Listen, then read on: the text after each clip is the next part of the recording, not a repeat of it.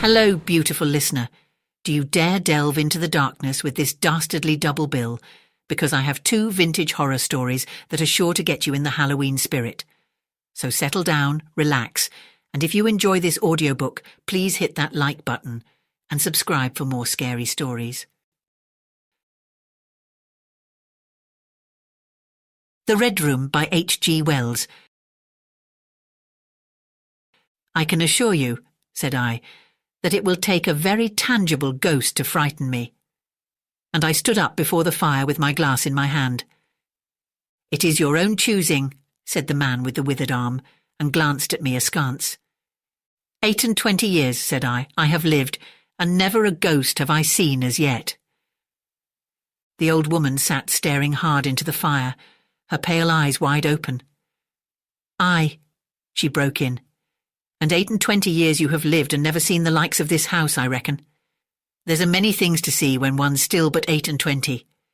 She swayed her head slowly from side to side. A many things to see and sorrow for. I half suspected the old people were trying to enhance the spiritual terrors of their house by their droning insistence. I put down my empty glass on the table and looked about the room, and caught a glimpse of myself abbreviated and broadened to an impossible sturdiness in the queer old mirror at the end of the room. Well, I said, if I see anything tonight, I shall be so much the wiser, for I come to the business with an open mind. It's your own choosing, said the man with the withered arm once more. I heard the faint sound of a stick and a shambling step on the flags in the passage outside. The door creaked on its hinges as a second old man entered, more bent, more wrinkled, more aged even than the first. He supported himself by the help of a crutch, his eyes were covered by a shade, and his lower lip, half averted, hung pale and pink from his decaying yellow teeth. He made straight for an armchair on the opposite side of the table, sat down clumsily and began to cough. The man with the withered hand gave the newcomer a short glance of positive dislike. The old woman took no notice of his arrival, but remained with her eyes fixed steadily on the fire. I said, it's your own choosing, said the man with the withered hand, when the coughing had ceased for a while. It's my own choosing, I answered. The man with the shade became aware of my presence for the first time, and threw his head back for a moment and sidewise to see me. I caught a momentary glimpse of his eyes, small and bright and inflamed. Then he began to cough and splutter again. Why don't you drink? Said the man with the withered arm, pushing the beer toward him. The man with the shade poured out a glassful with a shaking hand that splashed half as much again on the deal table. A monstrous shadow of him crouched upon the wall and mocked his action as he poured and drank. I must confess I had scarcely expected these grotesque custodians. There is, to my mind, something inhuman in senility, something crouching and atavistic. The human qualities seemed to drop from old people insensibly day by day. The 3 of them made me feel uncomfortable with their gaunt silences, their bent carriage, their evident unfriendliness to me and to one another, and that night perhaps I was in the mood for uncomfortable impressions. I resolved to get away from their vague foreshadowings of the evil things upstairs. If, said I, you will show me to this haunted room of yours, I will make myself comfortable there. The old man with the cough jerked his head back so suddenly that it startled me, and shot another glance of his red eyes at me from out of the darkness under the shade, but no one answered me. I waited a minute, glancing from one to the other. The old woman stared like a dead body, glaring into the fire with lacklustre eyes. If, I said a little louder, if you will show me to this haunted room of yours, I will relieve you from the task of entertaining me. There's a candle on the slab outside the door, said the man with the withered hand, looking at my feet as he addressed me. But if you go to the Red Room tonight— This night of all nights, said the old woman softly. You go alone. Very well, I answered shortly. And which way do I go? You go along the passage for a bit, said he, nodding his head on his shoulder at the door, until you come to a spiral staircase, and on the second landing is a door covered with green baize. Go through that and down the long corridor to the end, and the Red Room is on your left up the steps. Have I got that right? I said, and repeated his directions. He corrected me in one particular. And you are really going? Said the man with the shade, looking at me again for the third time with that queer, unnatural tilting of the face. "This night of all nights," whispered the old woman. "It is what I came for," I said, and moved toward the door. As I did so, the old man with the shade rose and staggered round the table so as to be closer to the others and to the fire. At the door, I turned and looked at them and saw they were all close together, dark against the firelight, staring at me over their shoulders with an intent expression on their ancient faces. "Good night," I said, setting the door open. "It's your own choosing," said the man with the withered arm. I left the door wide open until the candle was well alight, and then I shut them in and walked down the chilly, echoing passage. I must confess that the oddness of these 3 old pensioners in whose charge her ladyship had left the castle, and the deep-toned, old-fashioned furniture of the housekeeper's room in which they foregathered, had affected me curiously in spite of my effort to keep myself at a matter-of-fact phase. They seemed to belong to another age, an older age, an age when things spiritual were indeed to be feared, when common sense was uncommon, an age when omens and witches were credible and ghosts beyond denying.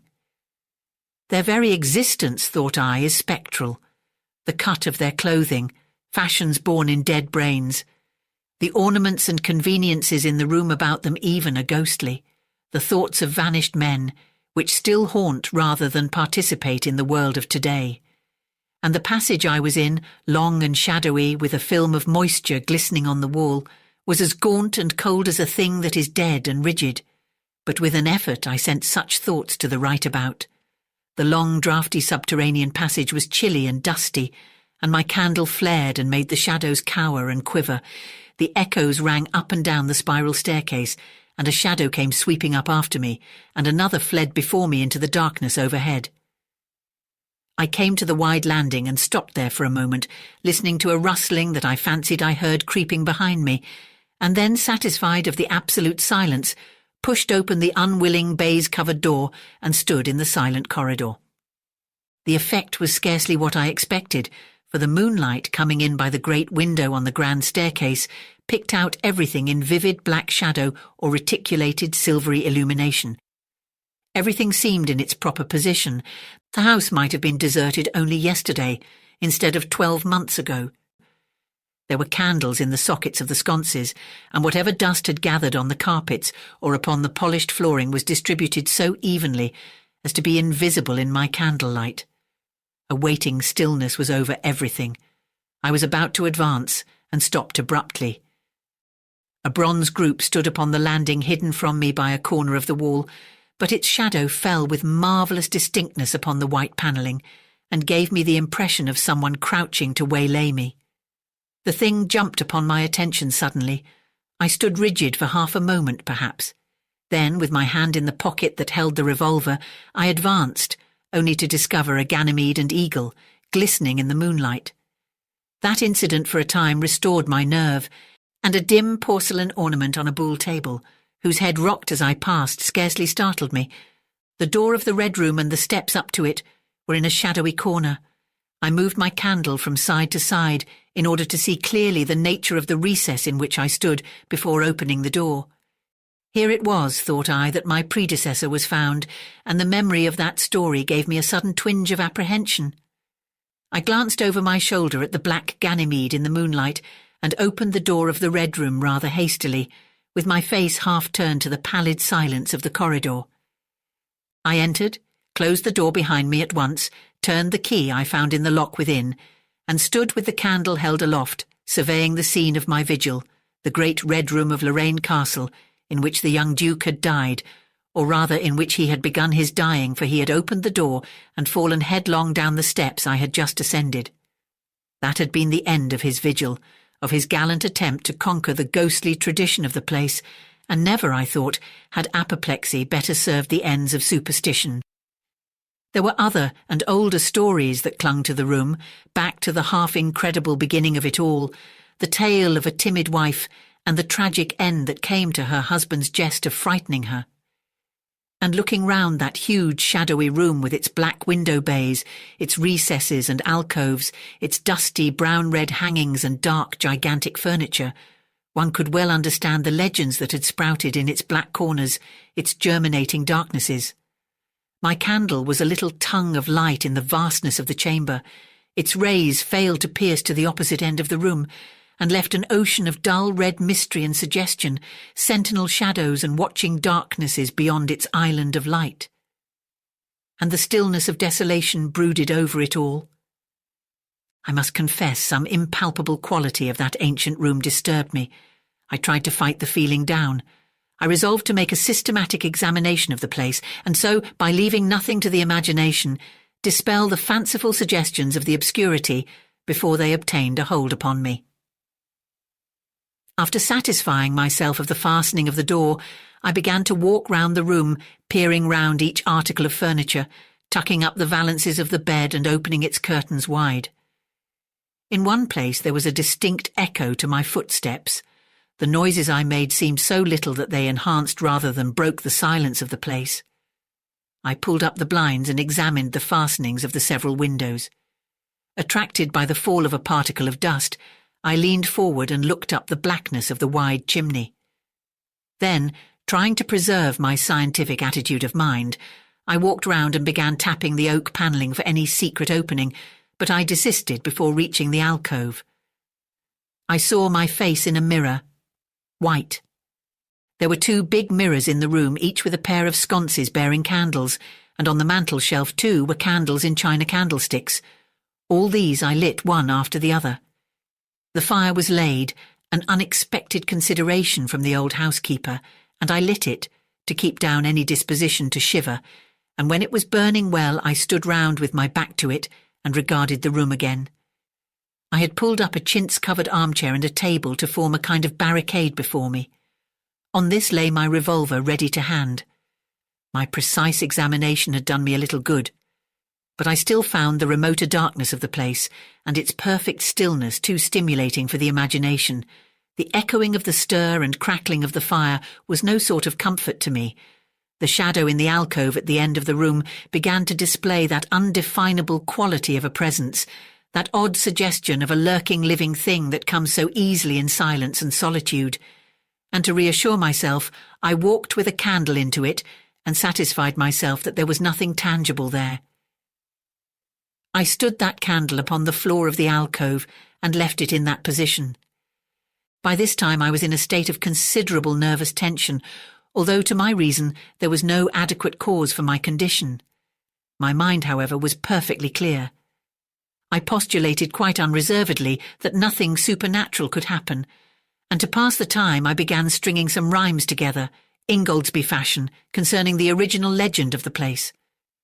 A few I spoke aloud, but the echoes were not pleasant.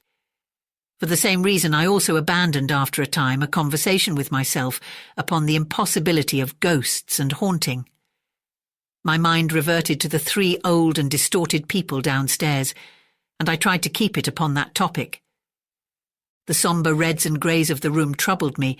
Even with its 7 candles the place was merely dim. The light in the alcove flaring in a draught, and the fire flickering, kept the shadows and penumbra perpetually shifting and stirring in a noiseless flighty dance. Casting about for a remedy, I recalled the wax candles I had seen in the corridor, and, with a slight effort, carrying a candle and leaving the door open, I walked out into the moonlight, and presently returned with as many as 10. These I put in the various knick-knacks of china with which the room was sparsely adorned, and lit and placed them where the shadows had lain deepest, some on the floor, some in the window recesses, arranging and rearranging them until at last my 17 candles were so placed that not an inch of the room but had the direct light of at least one of them. It occurred to me that when the ghost came I could warn him not to trip over them. The room was now quite brightly illuminated. There was something very cheering and reassuring in these little silent streaming flames, and to notice their steady diminution of length offered me an occupation and gave me a reassuring sense of the passage of time. Even with that, however, the brooding expectation of the vigil weighed heavily enough upon me. I stood watching the minute hand of my watch creep towards midnight. Then something happened in the alcove. I did not see the candle go out. I simply turned and saw that the darkness was there, as one might start and see the unexpected presence of a stranger. The black shadow had sprung back to its place. "By Jove," said I aloud, recovering from my surprise, "that draft's a strong one." And taking the matchbox from the table, I walked across the room in a leisurely manner to relight the corner again. My first match would not strike, and as I succeeded with the second, something seemed to blink on the wall before me. I turned my head involuntarily and saw that the 2 candles on the little table by the fireplace were extinguished. I rose at once to my feet. "Odd," I said. "Did I do that myself in a flash of absent-mindedness?" I walked back, relit one, and as I did so I saw the candle in the right sconce of one of the mirrors wink and go right out, and almost immediately its companion followed it. The flames vanished, as if the wick had been suddenly nipped between a finger and thumb, leaving the wick neither glowing nor smoking, but black. While I stood gaping, the candle at the foot of the bed went out, and the shadows seemed to take another step toward me. "This won't do," said I, and first one and then another candle on the mantel-shelf followed. "What's up?" I cried, with a queer high note getting into my voice somehow.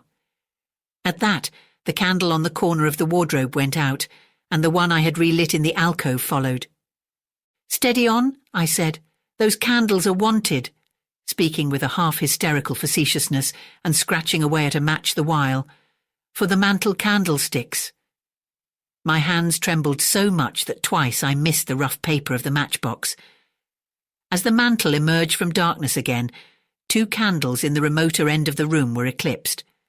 But with the same match, I also relit the larger mirror candles, and those on the floor near the doorway, so that for the moment I seemed to gain on the extinctions. But then, in a noiseless volley, there vanished 4 lights at once in different corners of the room, and I struck another match in quivering haste and stood hesitating whither to take it. As I stood undecided, an invisible hand seemed to sweep out the 2 candles on the table. With a cry of terror, I dashed at the alcove, then into the corner and then into the window, relighting 3 as 2 more vanished by the fireplace, and then, perceiving a better way, I dropped matches on the iron-bound deed box in the corner and caught up the bedroom candlestick. With this, I avoided the delay of striking matches, but for all that the steady process of extinction went on, and the shadows I feared and fought against returned, and crept in upon me, first a step gained on this side of me, then on that.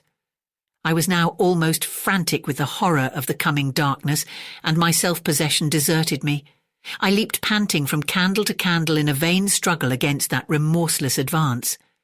I bruised myself in the thigh against the table. I sent a chair headlong. I stumbled and fell and whisked the cloth from the table in my fall. My candle rolled away from me, and I snatched another as I rose.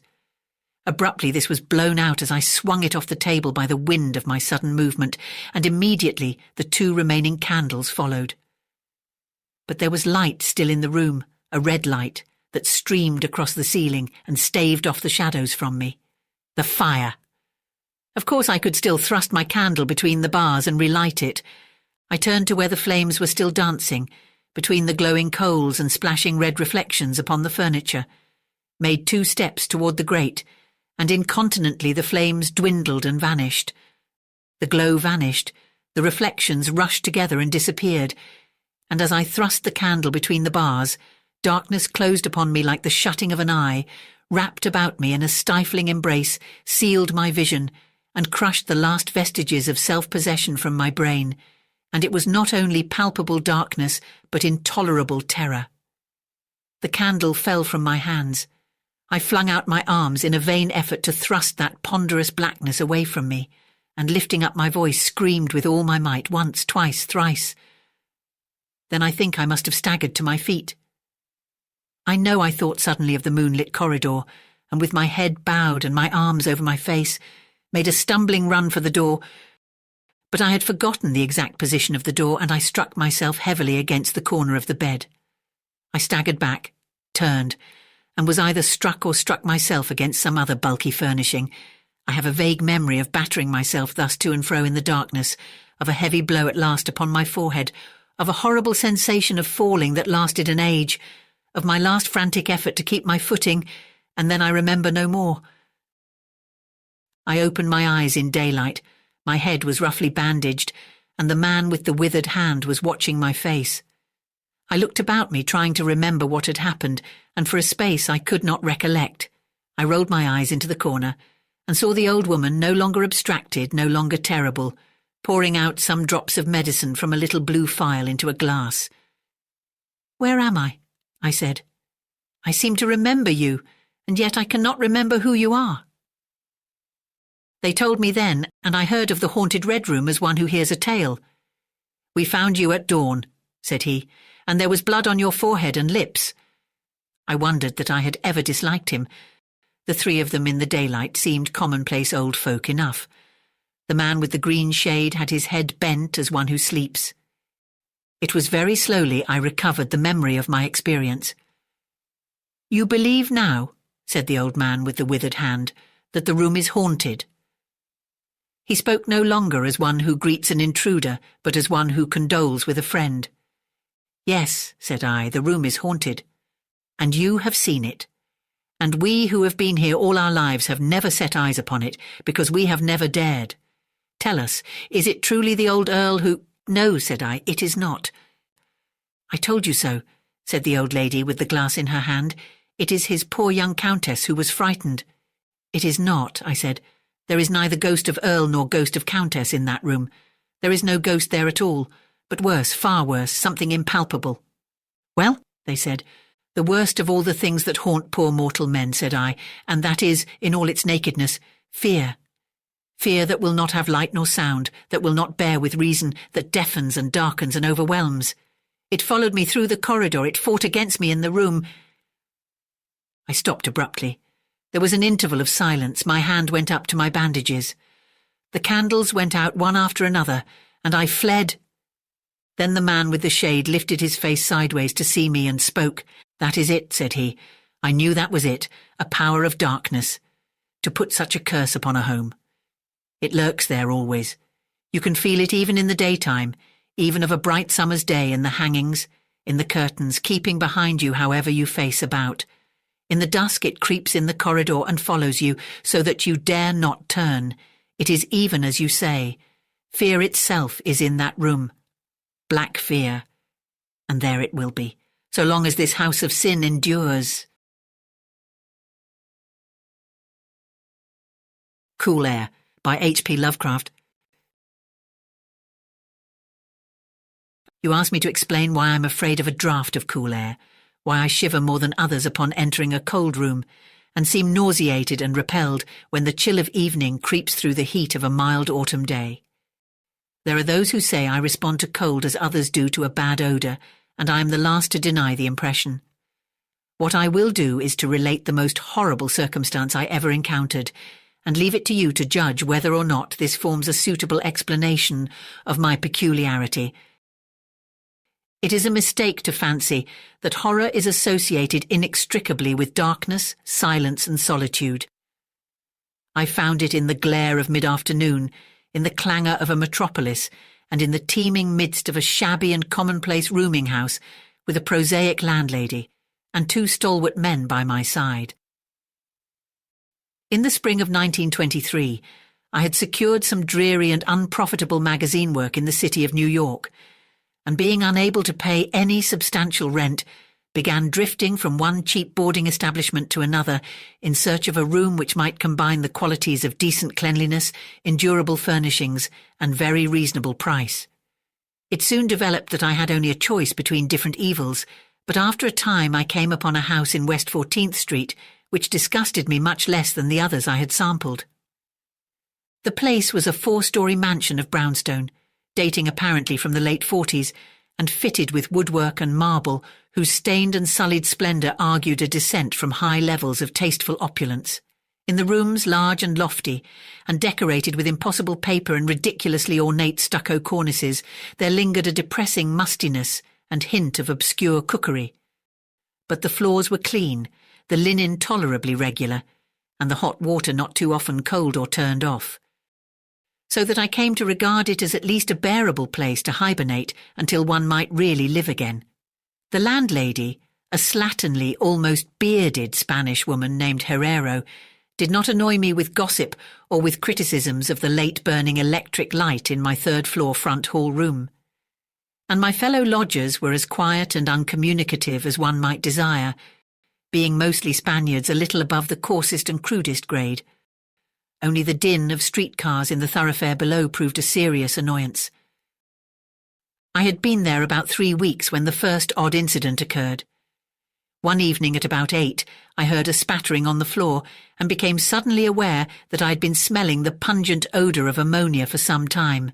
Looking about, I saw that the ceiling was wet and dripping, the soaking apparently proceeding from a corner on the side toward the street.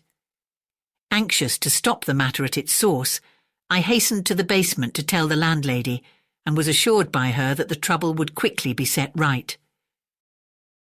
"Dr. Munoz," she cried as she rushed upstairs ahead of me. "He have spill his chemicals.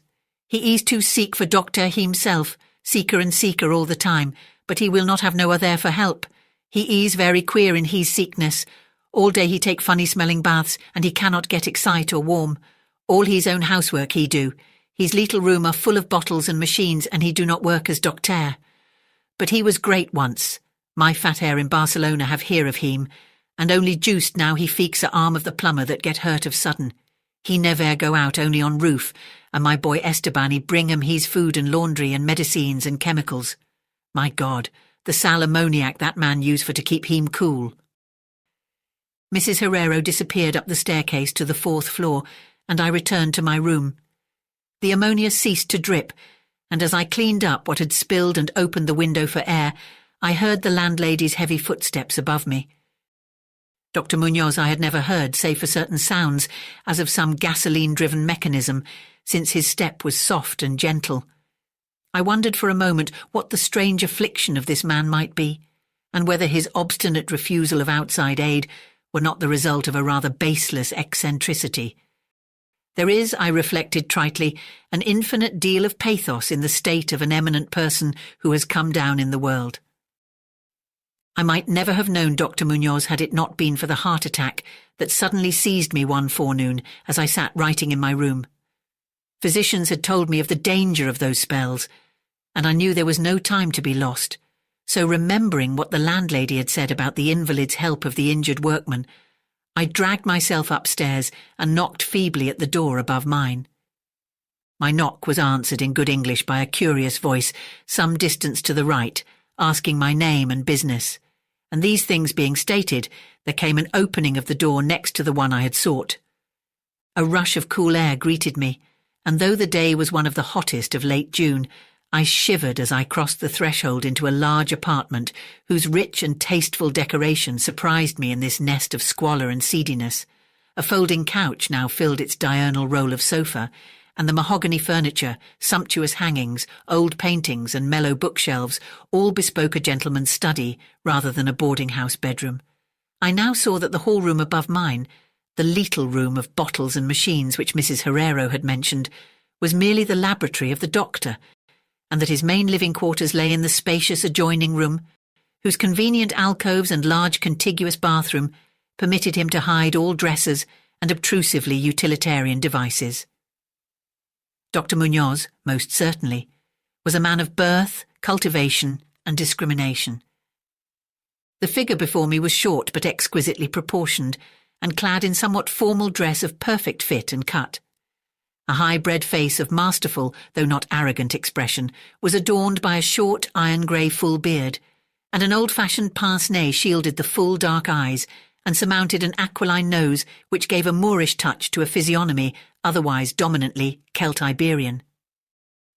Thick, well-trimmed hair that argued the punctual calls of a barber was parted gracefully above a high forehead, and the whole picture was one of striking intelligence and superior blood and breeding.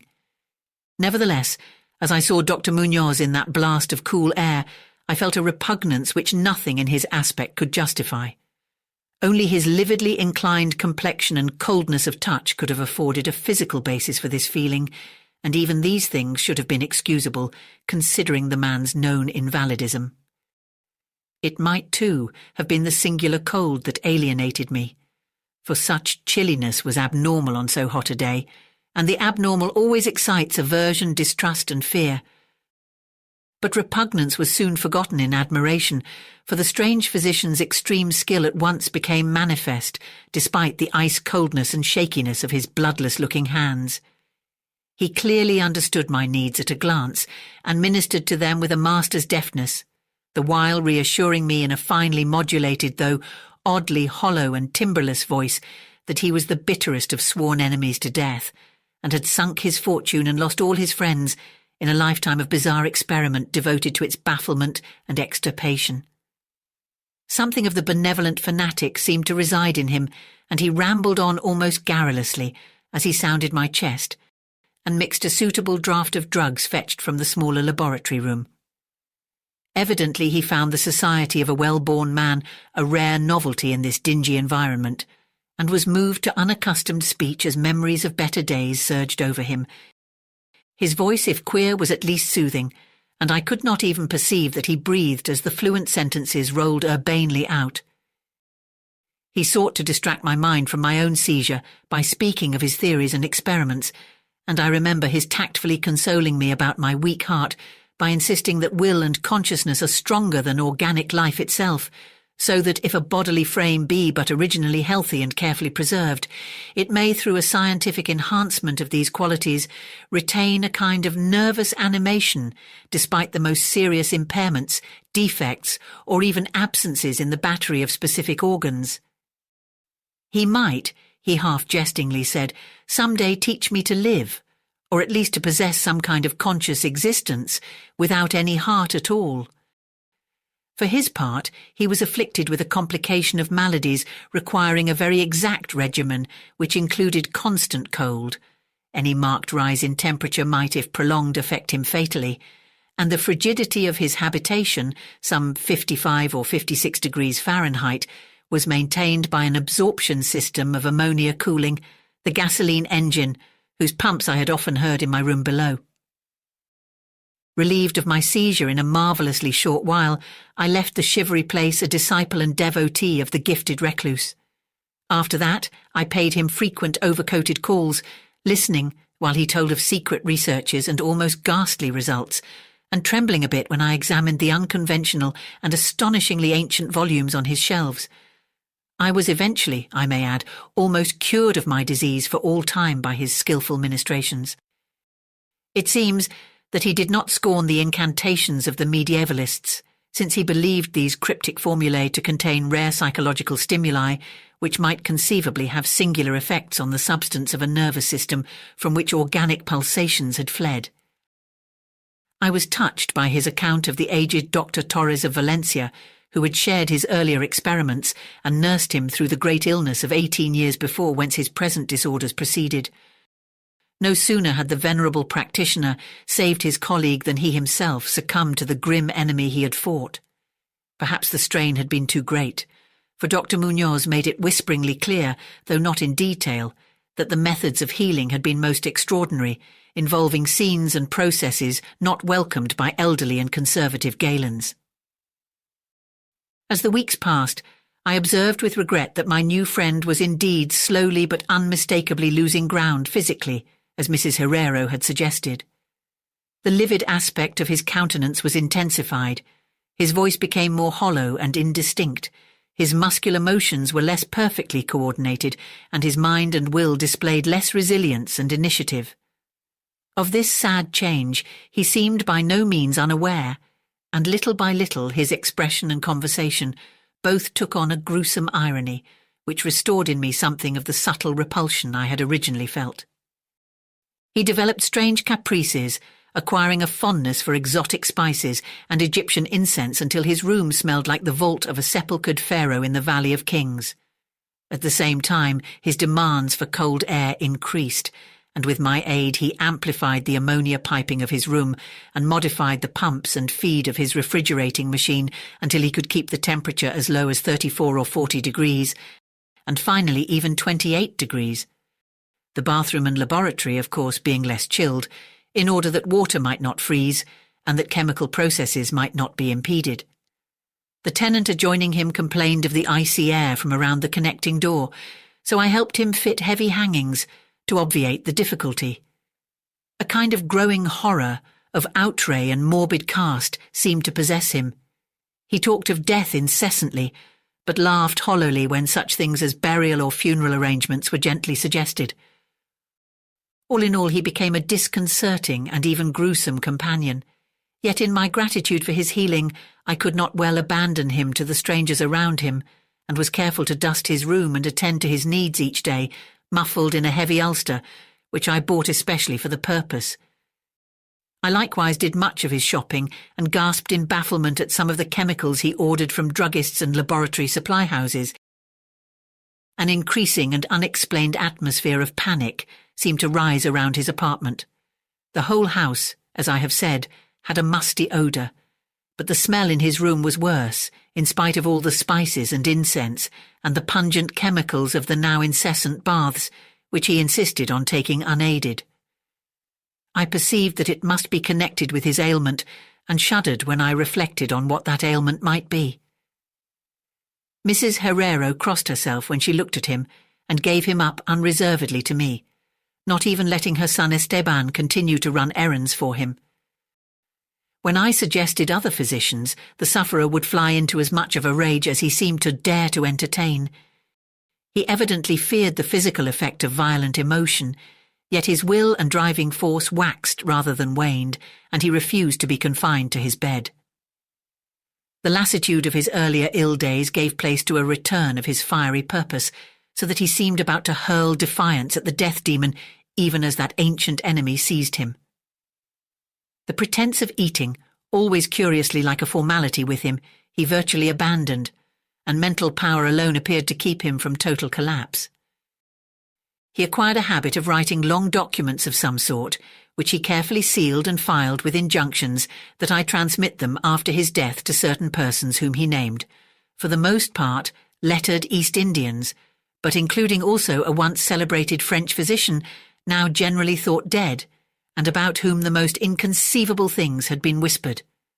As it happened, I burned all these papers undelivered and unopened. His aspect and voice became utterly frightful, and his presence almost unbearable.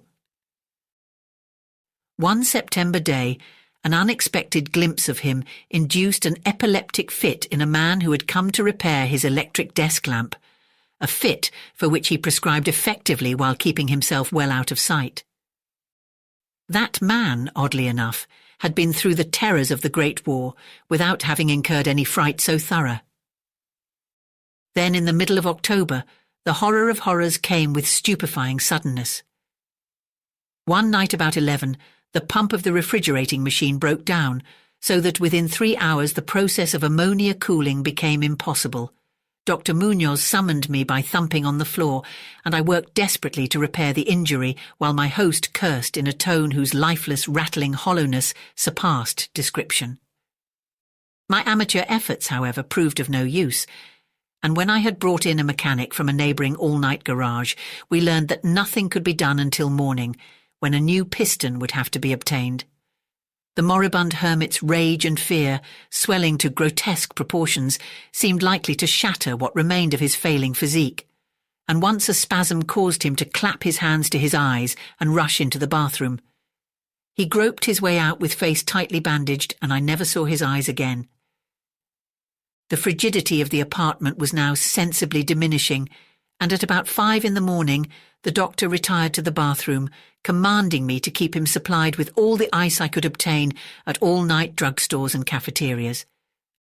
As I would return from my sometimes discouraging trips and lay my spoils before the closed bathroom door, I could hear a restless splashing within and a thick voice croaking out the order for more. At length a warm day broke and the shops opened one by one. I asked Esteban either to help with the ice fetching while I obtained the pump piston, or to order the piston while I continued with the ice. But instructed by his mother, he absolutely refused. Finally, I hired a seedy-looking loafer whom I encountered on the corner of 8th Avenue to keep the patient supplied with ice from a little shop where I introduced him, and applied myself diligently to the task of finding a pump piston and engaging workmen competent to install it. The task seemed interminable, and I raged almost as violently as the hermit when I saw the hours slipping by in a breathless, foodless round of vain telephoning and a hectic quest from place to place, hither and thither by subway and surface car. About noon I encountered a suitable supply house far downtown, and at approximately 1:30 that afternoon arrived at my boarding place with the necessary paraphernalia and 2 sturdy and intelligent mechanics. I had done all I could and hoped I was in time. Black terror, however, had preceded me. The house was in utter turmoil, and above the chatter of awed voices I heard a man praying in a deep basso. Fiendish things were in the air, and lodgers told over the beads of their rosaries as they caught the odour from beneath the doctor's closed door. The lounger I had hired, it seems, had fled screaming and mad-eyed not long after his second delivery of ice, perhaps as a result of excessive curiosity. He could not, of course, have locked the door behind him, yet it was now fastened, presumably from the inside. There was no sound within, save a nameless sort of slow, thick dripping. Briefly consulting with Mrs. Herrero and the workman, despite a fear that gnawed my inmost soul, I advised the breaking down of the door, but the landlady found a way to turn the key from the outside with some wire device. We had previously opened the doors of all the other rooms on that hall and flung all the windows to the very top. Now, noses protected by handkerchiefs, we tremblingly invaded the accursed south room, which blazed with the warm sun of early afternoon. A kind of dark, slimy trail led from the open bathroom door to the hall door, and thence to the desk, where a terrible little pool had accumulated. Something was scrawled there in a pencil, in an awful blind hand on a piece of paper, hideously smeared as though by the very claws that traced the hurried last words. Then the trail led to the couch, and ended unutterably. What was or had been on the couch I cannot and dare not say here, but this is what I shiveringly puzzled out on the stickily smeared paper before I drew a match and burned it to a crisp. What I puzzled out in terror as the landlady and 2 mechanics rushed frantically from that hellish place to babble their incoherent stories at the nearest police station. The nauseous words seemed well-nigh incredible in that yellow sunlight, with the clatter of cars and motor trucks ascending clamorously from crowded 14th Street. Yet I confess that I believed them then. Whether I believe them now, I honestly do not know. There are things about which it is better not to speculate, and all that I can say is that I hate the smell of ammonia and grow faint at a draught of unusually cool air. "The end," ran that noisome scrawl, "is here. No more ice. The man looked and ran away. Warmer every minute, and the tissues can't last. I fancy you know what I said about the will and the nerves and the preserved body after the organs ceased to work. It was good theory, but couldn't keep up indefinitely. There was a gradual deterioration I had not foreseen. Dr. Torres knew, but the shock killed him. He couldn't stand what he had to do. He had to get me in a strange, dark place when he minded my letter and nursed me back. And the organs never would work again. It had to be done my way, artificial preservation. For you see, I died that time 18 years ago. Thank you for listening.